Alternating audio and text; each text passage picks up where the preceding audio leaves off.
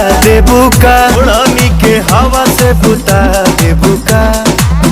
Hello दोस्तों, तो होली के बाद भोजपुरी के पावर स्टार पवन सिंह का लगातार धमाका होना शुरू हो चुका है और एक होली के बाद एक गाना भी रिलीज हो चुका है। गाने का नाम है कमर दबा दी। गाना अभी 4 मिलियन व्यूज क्रॉस कर चुका है 3 दिन के अंदर और तीसरे नंबर पर ट्रेंड कर रहा है मेन सेक्शन पर। म्यूजिक सेक्शन पर भी ये गाना तीसरे नंबर पर ट्रेंड कर रहा है, यानी दोनों जगह पर पावर स्टार पवन सिंह का जलवा बरकरार है। नंबर पर ये गाना अभी फिलहाल म्यूजिक सेक्शन और मेन ट्रेंडिंग सेक्शन पर यानी दोनों जगहों पर ट्रेंड कर रहा है।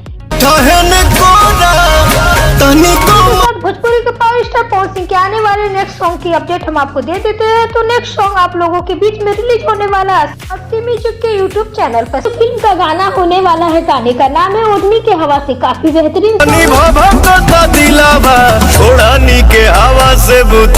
फिल्म का नाम है बजरंगी। ट्रेलर कुछ दिनों पहले ही आया था, आप लोगों ने देखा भी होगा और यह फिल्म का पहला सॉन्ग होने वाला है जिसका टीजर आ चुका है। तो ये गाना आप लोगों के बीच में 2 से 3 दिनों में रिलीज कर दिया जाएगा। गाना काफी अच्छा होने वाला है। पावर स्टार पवन सिंह के साथ में इस सॉन्ग में नजर आने वाली है ऋतु सिंह। साथ ही दोस्तों, लोकगीत गानों की बात करें तो 4 से 5 गानों की डबिंग पूरी तरीके से कंप्लीट हो चुकी है। अगर शूट की बात करें तो 20 गानों की शूटिंग पूरी तरीके से डन है, लेकिन 5 गानों की पूरी तरीके से रिकॉर्डिंग भी कंप्लीट है। मतलब अब गानों में कोई कमी नहीं होगी, समय समय पर आपको गाना रिलीज होता रहेगा। ये जो फिल्म वाला गाना आ रहा है ये 2 से 3 दिनों में आ जाएगा आप लोगों के बीच में। इसी के साथ इसी महीने के लास्ट तक आपको एक नया लोकगीत भी सुनने को मिलने वाला है।